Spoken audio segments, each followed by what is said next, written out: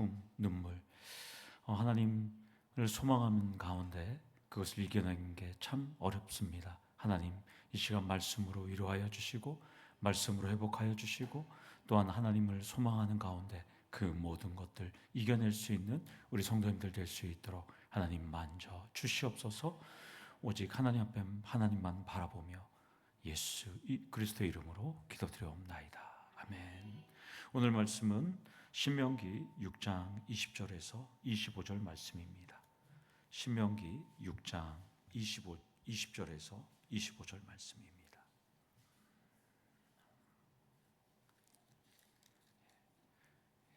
다 찾으신 줄 알고 6장 20절부터 교독하시고 25절은 함께 읽도록 하겠습니다.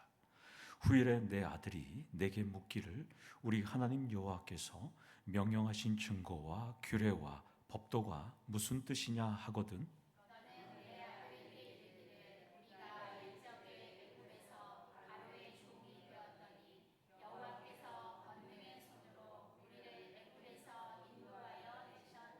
곧 여호와께서 우리의 목전에서 크고 두려운 이적과 기사를 애굽과 바로와 그의 온 집에 베푸시고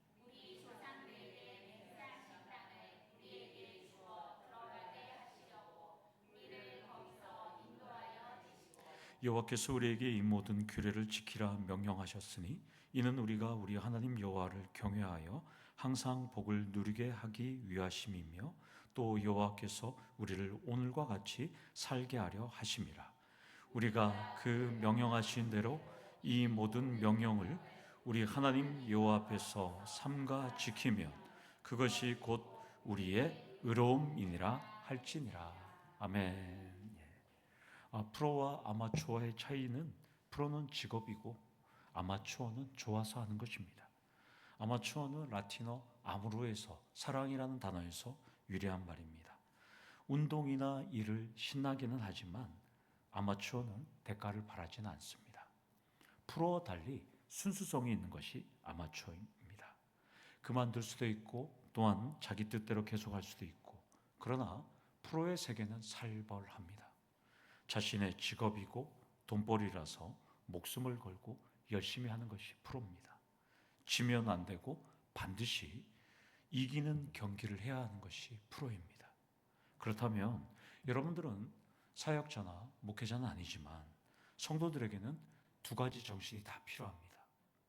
아마추어 같이 순수하게 신앙을 지키면서도 반면에 좋아해서 기도하고 좋아해서 예배를 드리고 좋아해서 헌신하는 것이 아니라 기도와 예배와 헌신은 나의 믿음을 지키기 위한 절대 질 수 없는 영적 전투로 살아가셔야 한다는 것이죠.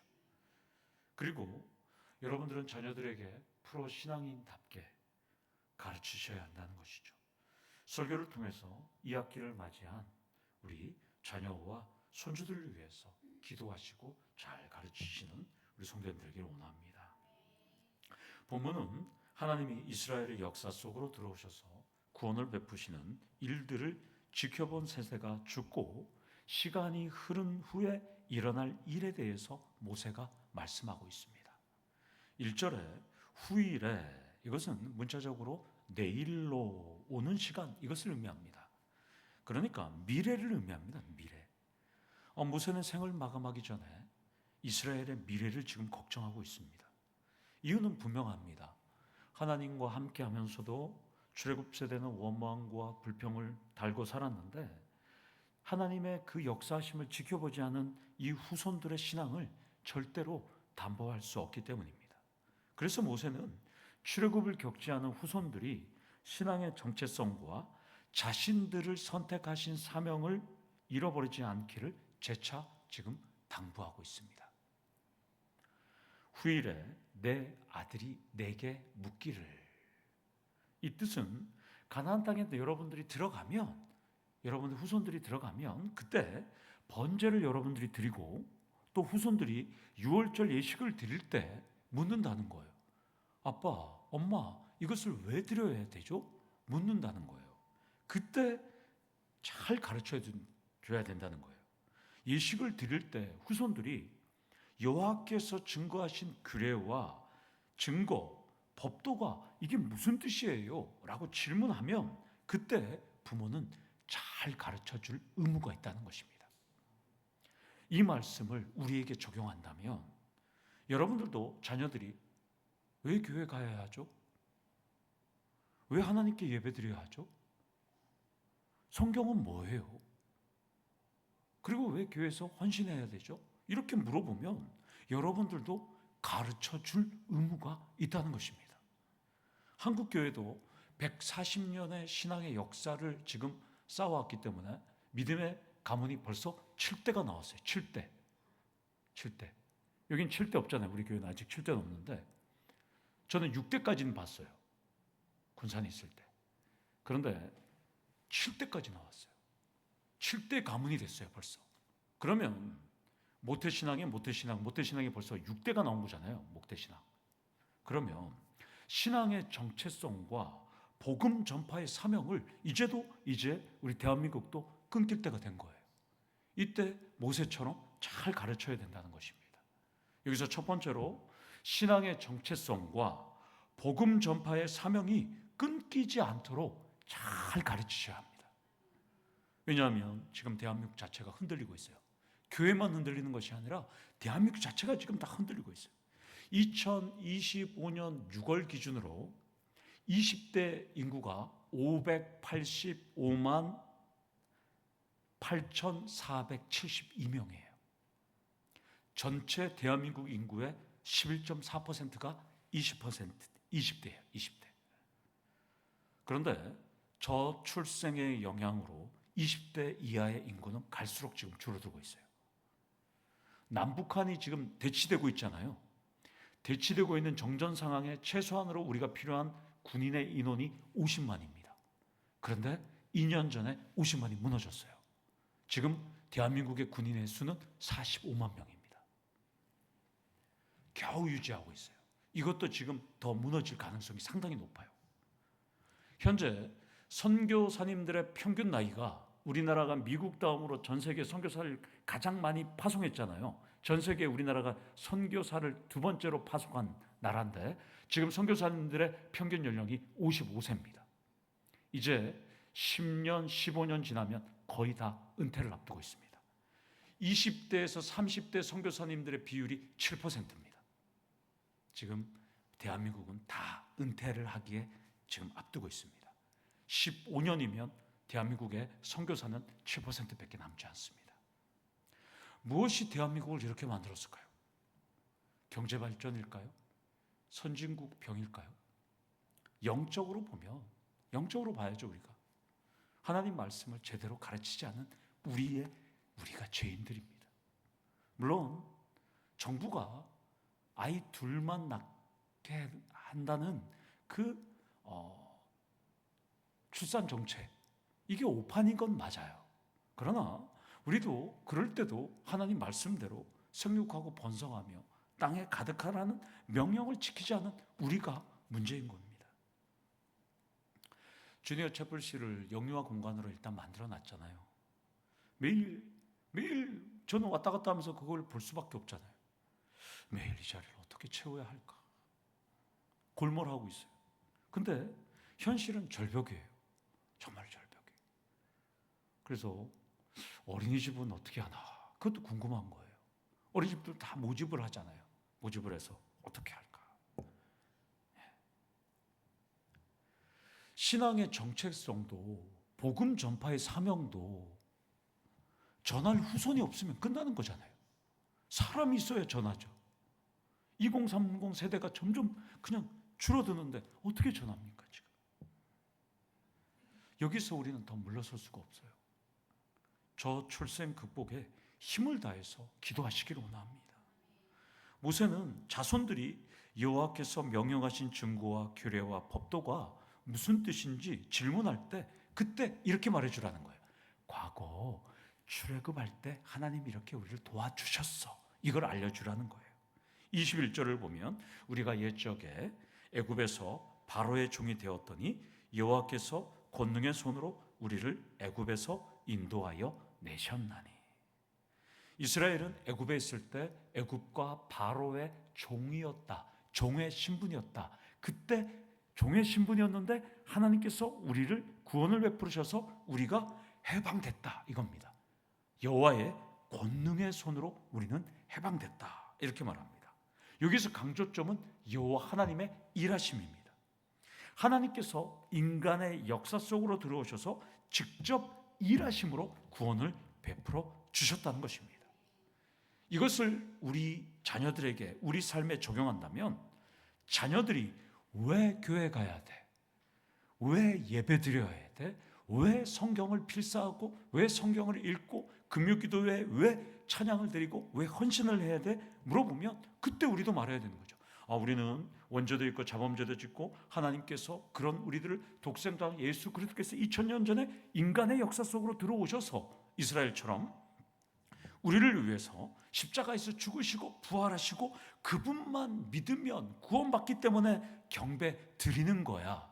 그리고 그 모든 내용이 성경에 기록되어 있기 때문에 우리는 믿고 필사하는 거야. 이렇게 우리는 가르쳐 줘야 한다는 것입니다. 따라서 두 번째 포인트로 가르침은 올바른 신앙 고백 속에 있어야 한다는 것입니다. 그러나 이스라엘은 가나안 땅에서 누리는 풍요로움 속에서 제대로 가르치지 못했습니다. 하나님과 우상을 함께 섬겨도 하나님과 재물을 함께 섬겨도 하나님께 속죄제 드리고 회개하면 되지 이렇게 되는 거예요. 너희들 혹시나 죄 진 다음에 잘못하면 번제 드려, 속죄제 드려, 속건제 드려, 화목제 드려 이걸 가르쳤던 거예요. 거룩하게 사는 것을. 그러니까 제사를 회복의 수단으로만 활용했어요. 우리도 마찬가지죠. 세상에서 살다가 금요기도에 와서 열심히 회개하고 또 토요일 가서 또 사고 치다가 주일날 와서 열심히 회개하고 이렇게 회복의 수단으로 활용하시는 분들이 상당히 많아요. 그러면서 하나님 복을 주십시오. 그렇게 살아가는 분들이 있다는 것입니다. 모세는 오늘을 살아가는 우리에게도 경고합니다. 올바른 신앙 고백 속에 자녀들과 후손들에게 살아계신 하나님을 제대로 전하라고 경고하고 있다는 것입니다. 예배와 기도와 순종과 말씀의 목적과 의도가 죄악의 종의 신분에서 하나님의 자녀가 된 신분에 감사하고 영광을 돌리기 위함임을 우리는 꼭 전하셔야 한다는 것입니다. 22절을 보면 후손들이 질문할 때 말할 두 번째 내용이 나와요. 여기서 보면 우리의 목전에서 이렇게 말합니다. 이게 번역하면 그거예요. 직역하면 우리의 눈들 앞에서. 그러니까 정확하게 말하면 우리의 눈들은 출애굽 세대의 눈들 앞에 섭니다. 출애굽 세대. 출애굽 세대는 1.5세대나 2.0 세대는 출애굽할 때 10가지 재앙을 다 봤잖아요. 그리고 홍해를 건너는 것도 봤어요. 그리고 40년 광야 생활도 거의 다 봤어요. 그리고 애굽과 바로의 온 집이 비참하게 되는 걸 봤어요. 따라서 우리의 눈들 앞에서는 하나님의 기적을 선조들이 직접 보고 겪은 역사적 체험을 의미합니다. 그러니까 신화나 전설이나 소설이 아니라는 것을 가르치라는 거예요.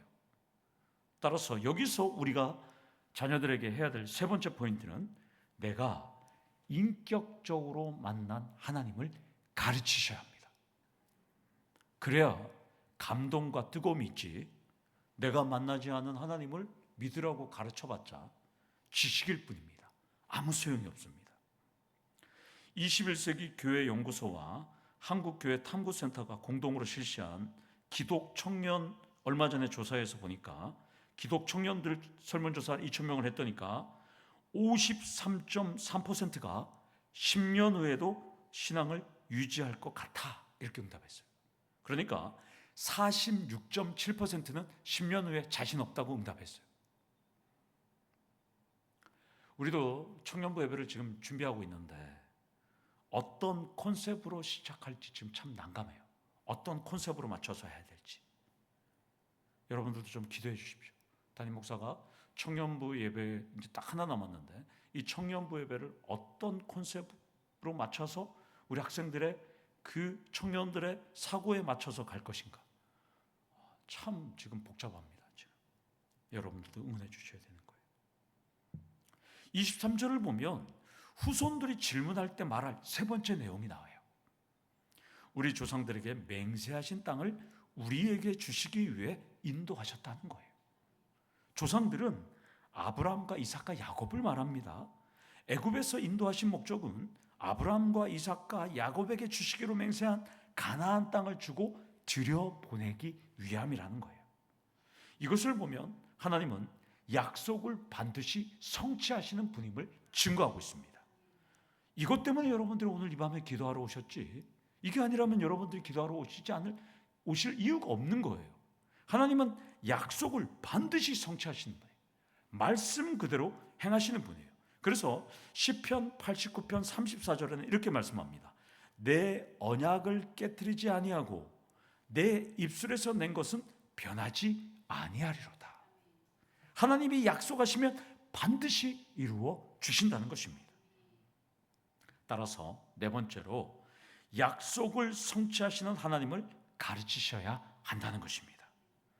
고난을 모르고 자란 MZ세대의 특징이 뭔지 아세요? MZ세대의 특징이 힘이 들면 빠른 포기를 한다는 거예요. MZ세대가 아닌 여러분들은 힘이 들어도 어떻게든 견디며 인내하며 여기까지 왔잖아요. 근데 요즘 보면 20대, 30대 또 뭐 10대를 포함해서 MZ세대를 보면 힘들면 금방 빨리 포기하는 게 특징입니다. 따라서 MZ세대의 손자들이나 자녀들에게 하나님은 약속을 성취하시는 분이고 우리 기도에 반응하시는 분이고 하나님을 의지하도록 만드셔야 한다는 것입니다. 사람의 머리카락은 평균적으로 10만 개로 봅니다. 그런데 우리는 몇 개인지 알 수 없어요. 저도 제 머리카락이 몇 개인지 알 수 없어요. 그러나 하나님은 우리의 머리털까지 다 세신 분입니다. 마태복음 10장 30절에 예수님께서 말씀하셨어요. 너희에게는 머리털까지 다 세신 바 되었나니. 하나님은 여러분들의 머리털 하나하나까지 다 알고 있다는 거예요. 따라서 하나님께 여러분들이 서운한 내용이 있거나 하나님께서 이루어 주시겠다고 약속을 받은 것이 있다면 성취를 위해서 이 밤에 간절히 기도하시기를 원합니다. 내일 우리 정장로님하고 옆에 밭에 100평을 60평은 펜스 쳐져 있잖아요. 40평은 펜스 안 쳐져 있잖아요. 이제 내일 아침에 가서 예초기를 빌려와서 저희가 예초기로 풀을 치려고 그래요. 다 깔끔하게. 근데 주인들한테는 연락은 안 했어요. 풀 치는 건 뭐라 안 하고 있죠. 60평 주인한테는 임대료를 물어봤더니 너무 비싸게 받아갖고 제가 한 달 동안 고민하다가 어저께 문자를 보냈어요. 저희 교회 사정상 60평 여기를 쓸 수 없으니까 나중에 혹시 기회가 되면 저희가 임대하겠습니다 했더니까 그분이 저한테 답장 왔어요. 예, 목사님 감사합니다 그러더라고요. 예, 이제 많이 친밀해졌어요. 예, 그분이. 그래서 이제 거기 내일 장로님하고 같이 이제 칩니다. 그러면 여러분들이 주일날 오면 깔끔하게 보이겠죠. 지금은 너무 막 이상한데 여러분들 참 옆에 땅이 참 탐나기도 하지만 여러분들 사정상 그럴 수가 없으니까 우리가 좀 기회가 되면 좋은데 여러분들. 그래서 여러분들도 기도한 내용들이 있거나 여러분들이 소망하는 것이 있으면 간절히 기도하시길 원합니다. 24절 상반절을 보면 후손들이 모든 규례를 지키라고 명령하는지에 대한 가르침의 이유가 나와요. 하나님을 경외하여 항상 복을 누리기 위함이라는 거예요. 그러니까 여러분들이 자녀들에게 예수 믿어 교회 나가 예배 드려야 돼. 그것은 항상 복을 누리기 위함이에요. 그런데 여기서 복을 자꾸 이 기복주의 신앙으로 보면 안 돼요. 여기서 복이라고 번역된 히브리어는 토부예요. 토부. 그러니 이건 무슨 뜻이냐면 좋은, 선한, 행복, 유익, 유쾌 이런 뜻이에요. 그러니까 이런 의미니까 우리가 번역하면서 그냥 복으로 번역했는데 복으로만 보면 안 돼요. 그건 너무나 이 개념을 이상하게 생각하는 거예요. 그래서 여러분들이 여기 잘 적어서 이것은 토부, 그러니까 하나님 말씀을 가르치고 그 법에 순종하고 경외하면 어떻게 된다? 항상 유쾌하고 항상 행복하고 항상 좋은 일이 있고 항상 선한 일이 있고 항상 좋은 일이 있어. 이렇게 얘기하는 거예요. 반면에 그러면 하나님 말씀에 경외하지 않으면 어떻게 되는 거예요? 반대가 되는 거죠. 불쾌하고 불행하고 우울하고 나쁜 일이 계속 일어나고 늘 무거운 짐에 억눌려서 살 수 있다는 것이죠.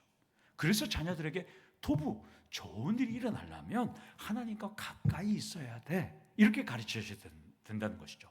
복을 받아, 교회 다니면 복 받아, 이렇게 하지면 안 되고 조금 더 여러분들이 토부의 개념을 확장시켜야 된다는 것이죠. 따라서 여기서 나눌 5번째 포인트는 자녀들이 하나님과 얼마나 가까이 있는지 날마다 체크하셔야 한다는 것입니다.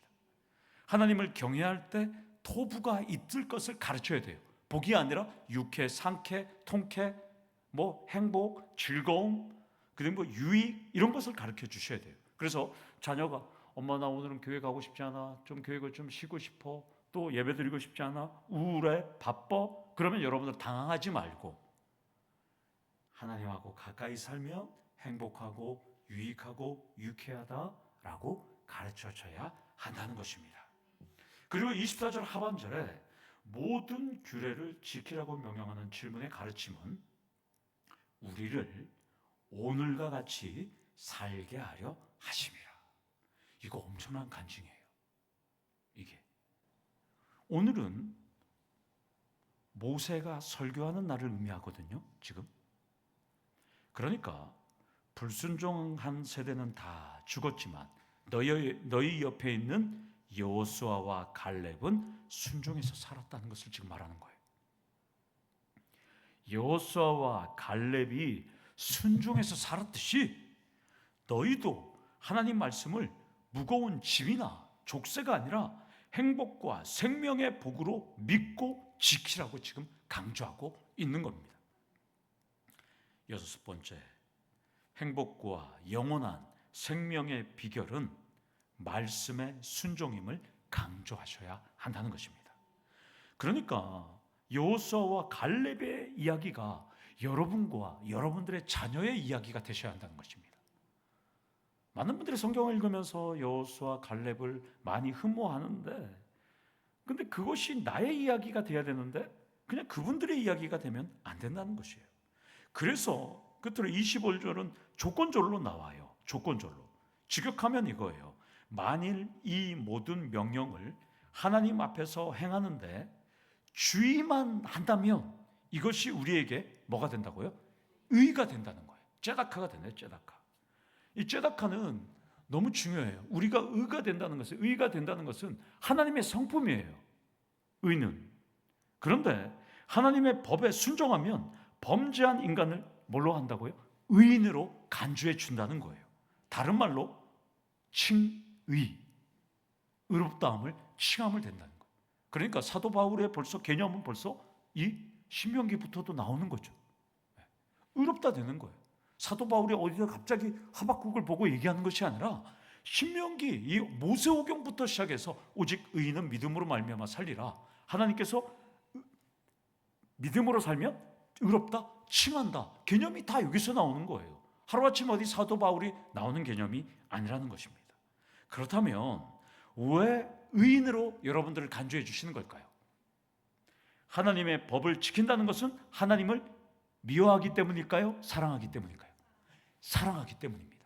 하나님을 사랑하기 때문에 하나님은 그것을 의로 인정해 주신다는 것입니다. 아멘이십니까? 그래서 여러분들은 항상 말씀을 지킬 때나 또한 의로움은 하나님 사랑하고 연결을 시켜야 돼요. 내가 교회 일에 충성을 하고 찬양대에 헌신하고 내가 봉사하고 헌신하고 예배자로 돕고 또한 식당 봉사로 하는 것 모든 것 나의 의가 아니라 하나님을 사랑하기 때문에 헌신하시고 그것을 하나님은 뭐라 여기신다고요? 의로 여기신다는 것입니다. 7번째 마지막으로 지금이야말로 하나님 사랑을 회복할 때임을 자녀들에게 가르치시길 원합니다. 마음과 목숨과 힘과 뜻을 다하여 하나님의 사랑을 가르치시길 소망합니다. 아이에게는 엄마의 심장 소리가 우주에 돌아가는 소리잖아요. 그런데 여러분들 경험해 보시겠지만 병원의 산부인과에 우리 아이들이 신생아들이 이렇게 누워 있는데 어떤 아이가 한 명이 울기 시작하면 옆에 애들도 따라온대요. 그러면 산부인과 이 간호사분들은 아주 노하우가 있어서 엄마의 심장 소리가 녹음된 것을 아이들에게 틀어준대요. 그러면 아이들이 멈추고 잠을 자기 시작한다는 것입니다. 저는 이 예화를 이렇게 보면서 그 생각이 들었어요. 기도는 하나님의 심장 박동 소리를 듣고 그분과 호흡하는 것이다. 따라서 오늘은 여러분들 기도하면서 하나님의 심장 박동 소리, 여러분들을 향한 사랑의 소리를 여러분들이 들으셔야 한다는 것입니다. 여러분의 자녀가 예수를 믿는다면 더욱 말씀 안에서 살도록 가르치고 오늘 이 밤에 기도하기를 원합니다. 만약 믿지 않는다면 뜨겁게 기도하셔서 그들의 신앙을 회복하기를 원합니다. 하나님의 사랑을 실천할 수 있도록 여러분들이 기도하기를 원합니다. 그래서 여러분들이 오늘 이 밤에 자녀들을 위해서 오늘 이 시간 강력하게 기도하셔서 그들의 신앙이 예수 안에서 바로 설 수 있도록, 살아도 주를 위해서 살고 죽어도 주를 위해서 죽을 수 있도록 여러분들이 자녀를 위한 기도를 간절히 할 수 있는 이 밤 될 수 있도록 기도해 주시기를 간절히 축원합니다. 아멘. 우리 다 같이 기도하시겠습니다. 하나님 아버지 감사합니다.